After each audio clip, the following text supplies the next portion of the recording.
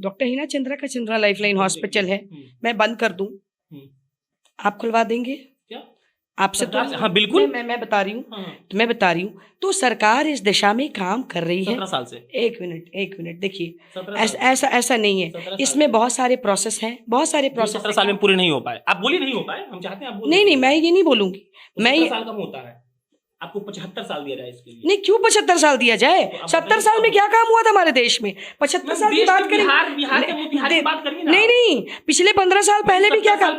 जब आप 17 एक मिनट उस वक्त लालू यादव की सरकार थी ना, और 17 साल बीत गया, आपने नहीं खुलवा पाई, उसका जवाब मांगे। राष्ट्रवाद हमारे लिए सर्वोपरि है और देश हमारे लिए सर्वोपरि है, और देश की अखंडता और एकता को मेंटेन करने के लिए कुछ भी करना हो, स्वच्छता की बात होती है, तो ये हर एक इंसान का दायित्व है। अगर मेरा है तो उतना ही दायित्व आपका भी है। अगर मैं सोचूं कि मैं अकेले का झाड़ू लेके पूरे शहर की सफाई कर दूं तो ऐसा नहीं होता, लेकिन हर इंसान को अपने दायित्वों का निर्वहन करना है। कि आप वहां पर गए, दवाइयां नहीं है, बैंडेज नहीं है, तो इसके लिए अगर अस्पताल प्रशासन एक बार भी कहेंगे तो वो बिल्कुल अवेलेबल होगा। और हर जगह देखिए, कल का अस्पताल जो था और आज का है, आपने उसमें अंतर देखा है, ऐसा नहीं है कि अंतर नहीं देखा है।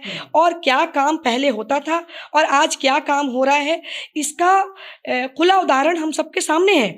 अगर हम राज कर रहे हैं तो कहीं ना कहीं जनता हमसे खुश है, और जनता हमारे काम से खुश है, और जनता को पता है कि जब भारतीय जनता पार्टी है, जब मोदी जी की सरकार है, तो सब कुछ मुमकिन है। और इसी के साथ और इसी बात का भरोसा है, मोदी है तो भरोसा है, मोदी है तो मुमकिन है। एक बात बता दूं, हमारे भाजपा के जो वोटर्स होते हैं वो चिल्लाते नहीं है बीच रोड पे, ठीक है, इंटेलेक्चुअल्स होते हैं, समझदार होते हैं, जमीनी स्तर के कामों को देखते हैं। Ma'am I am very upset कि being a so much literate people, you are talking the मतलब the मुद्दा of मंदिर in the मुद्दा of development. We cannot no ma'am. Last question to you ma'am. But really I am saying कि मुझे आने से पहले लगा था कि आप मंदिर और राजद और कांग्रेस पे नहीं जाएंगी।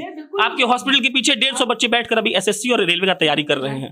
राजनीति और महिलाओं का जब मेल होता है, तब जनता जंक्शन ने एक शो किया था बोलना मना है के ऊपर, और तब हमने बताया था कि बिहार में महिलाओं की कितनी प्रतिभागिता है राजनीति में।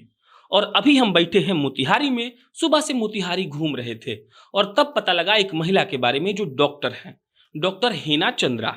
ये मालूम पड़ा कि भाजपा की उपाध्यक्ष हैं मोतिहारी जिला की। ये भी मालूम पड़ा कि अभी बहुत कम समय हुआ, लगभग एक साल पूरा होने वाला है।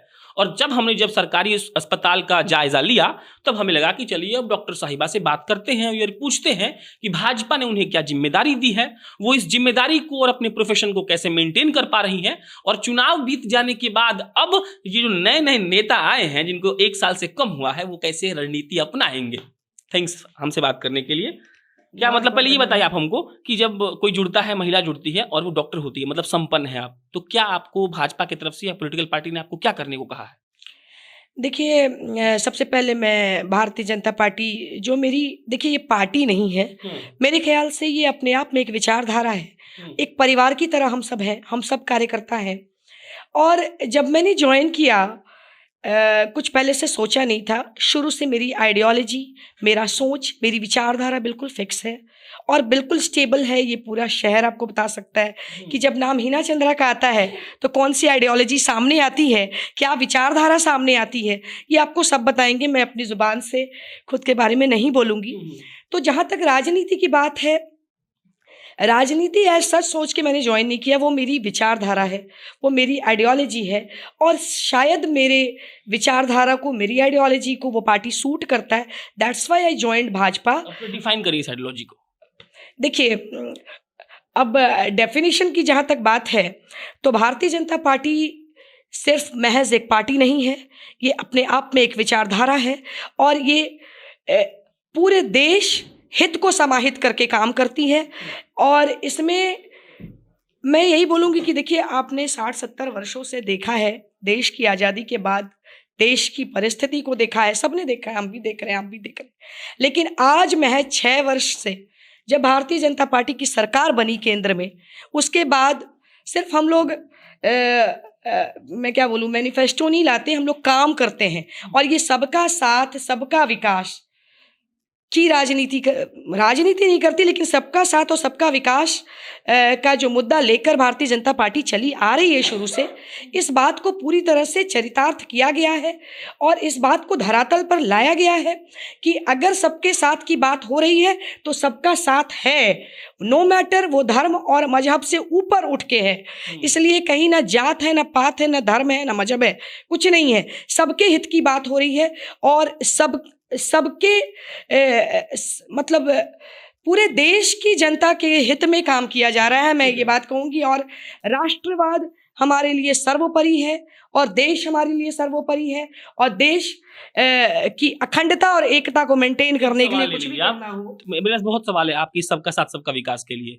सुबह सुबह 12:20 पर आपके चरखा पार्क में गए थे, क्या महात्मा गांधी इस भारत के वासी नहीं थे? और अगर वो बापू हैं तो 12:20 पर वहां कम से कम 10 किलो रैपर पड़ा हुआ था, तो कोई उठाने क्यों नहीं आया था? उसी में दूसरा सवाल, उसी के सामने गांधी संग्रहालय है, 12:25 पर वो खुला नहीं था और सामने बड़ा सा बोर्ड लगा हुआ है कि 10:30 बजे ये खुल जाएगा। तीसरा सवाल, आने में हमको लगा है आपके पास 35 मिनट, आने में लगना चाहिए हमको 18 से 20 मिनट, क्योंकि इतना जाम था। सबका साथ सबका विकास में 3 चीज आता है मैडम?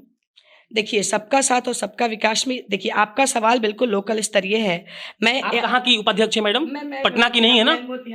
इसलिए लोकल सवाल है, वरना मैं वहाँ का सवाल पूछ सकता हूँ। नहीं, ऐसा कुछ नहीं है। देखिए, मैं एक ही बात कहती हूँ, जहाँ तक स्वच्छता की बात होती है तो ये हर एक इंसान का दायित्व है। अगर मेरा है तो उतना ही दायित्व आपका भी है। अगर मैं सोचूं कि मैं अकेले का झाड़ू लेके पूरे शहर की सफाई कर दूं तो ऐसा नहीं होता, लेकिन हर इंसान को अपने दायित्वों का निर्वहन करना है। और तभी जब तक हम सब मिलकर इस काम को नहीं पूरा करेंगे, सिर्फ एक बंदे के सर पे ठीकरा फोड़ने से कुछ नहीं होता है।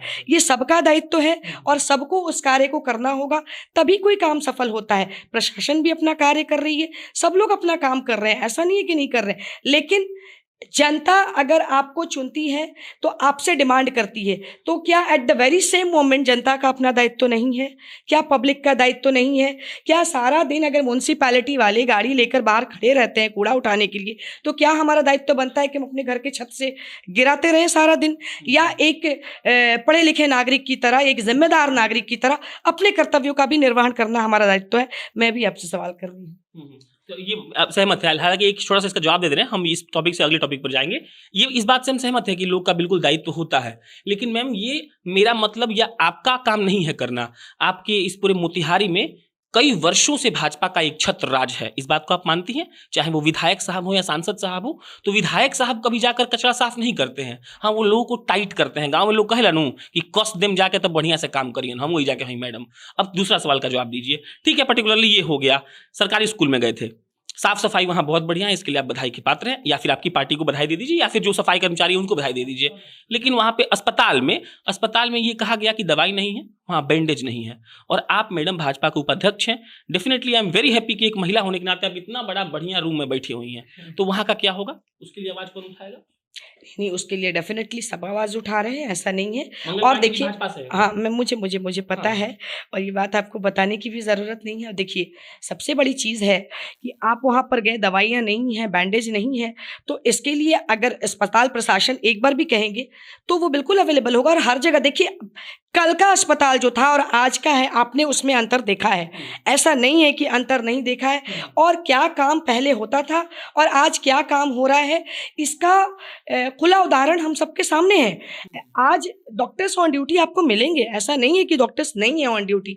देखिए, काम हो रहा है, और ये एक किसी चीज़ को एब्सोल्यूट तरीके से नहीं देखा जाता है, ये एक रिलेटिव पैरामीटर होता है। हमारा कल क्या था, हमारा आज क्या है, और ये प्रक्रिया है। इसको हम एकदम ये नहीं कहते कि एकदम, मैं नहीं कह रही कि सब कुछ आइडियल है, सब कुछ एकदम सही है, मैं ये भी नहीं कहती। मैं आपकी बात से सहमत हूँ।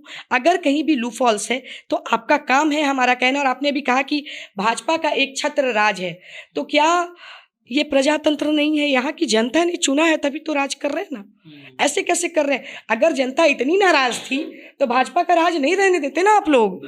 ऐसा अगर हम राज कर रहे हैं तो कहीं ना कहीं जनता हमसे खुश है, और जनता हमारे काम से खुश है, और जनता को पता है कि जब भारतीय जनता पार्टी है, जब मोदी जी की सरकार है, तो सब कुछ मुमकिन है। और इसी के साथ और इसी बात का भरोसा है, मोदी है तो भरोसा है, मोदी है तो मुमकिन है, और मोदी है तो सबको पता है कि क्या काम हुआ था और क्या काम हो रहा है।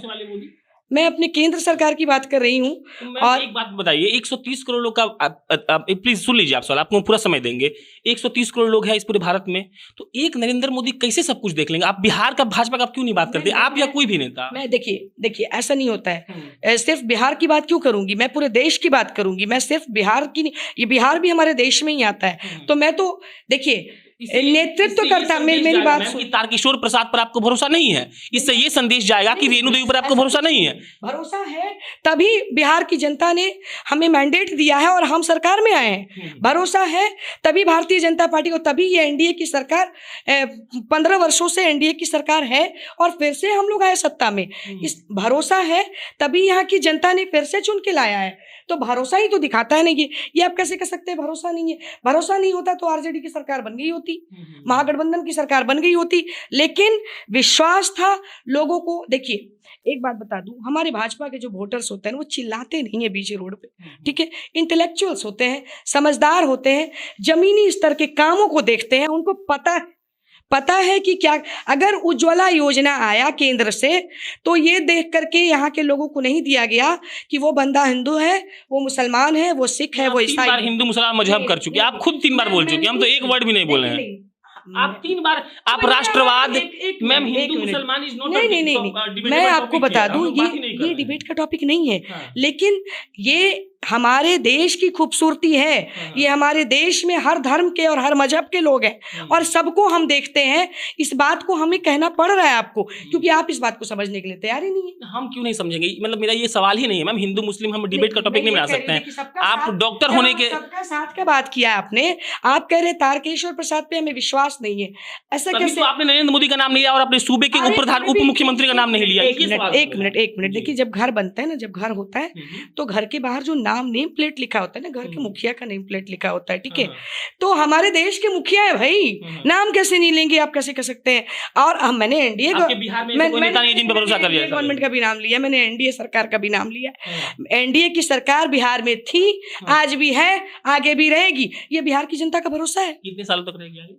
अब देखिए बिहार की जनता देख रही है, ठीक है ना? सबको दिख रहा है, तभी आए हैं हम लोग मैंडेट से फिर से, और सरकार बनाया है और आगे भी बनेंगे। तो काम बताता है, लोकतंत्र है, प्रजातंत्र है, यहाँ की जनता मालिक है और वो जिसे चाहेगी भाई, अगर हमसे कोई दुख होगा, हमसे तकलीफ होगी, हमारी पार्टी काम नहीं करेगी, तो कल जनता है औकात बताने के लिए। दो चीज का थोड़ा जवाब दे दीजिए।